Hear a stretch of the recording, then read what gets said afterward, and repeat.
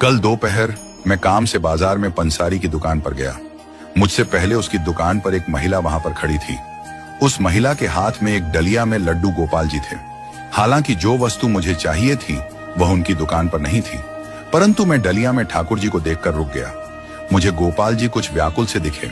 मैंने ठाकुर जी से पूछा, और मेरी सरकार कहाँ घूम रहे हो आप? ठाकुर जी बोले, मत पूछ बाबा, पिछले 2 घंटे से बाजार में भूखा प्यासा घुमा रही है। प्यास के मारे मेरा कंठ सूखा जा रहा है। आपने स्वयं गन्ने का जूस पी लिया, 2 प्लेट दही भल्ले भी खा लिए, और मेरी बारी में अपरस की सेवा है।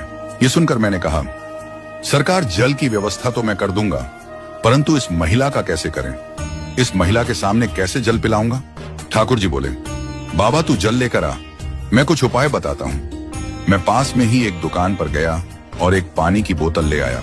ठाकुर जी बोले, अब इस महिला को बोल यह अपना पर्स चाट वाले की दुकान पर भूल कर आई है।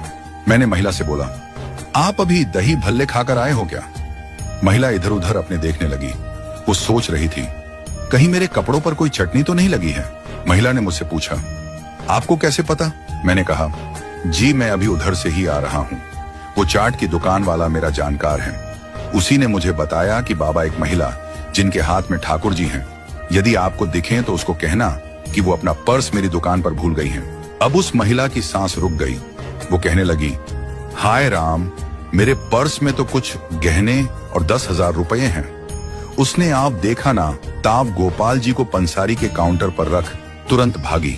अब मुझे मौका मिल गया था। मैंने तुरंत पानी की बोतल खोली।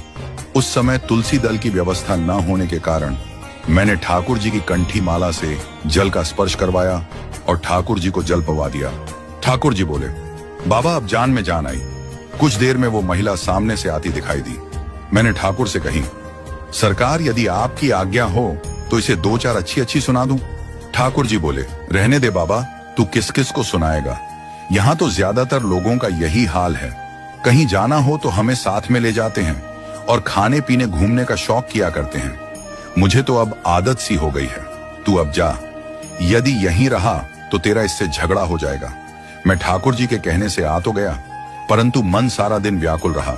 मेरा आप सभी से हाथ जोड़कर विनम्र निवेदन है कि कहीं ऐसा तो नहीं कि आप भी ऐसा ही कर रहे हो, क्योंकि सेवा में किसी प्रकार का अपराध करने से तो अच्छा है कि सेवा ना ली जाए। क्यों झूठे हाथ झूठे मुंह मेरे ठाकुर को लेकर घूमते हो, केवल आडंबर के लिए, एक दूसरे की देखा देखी।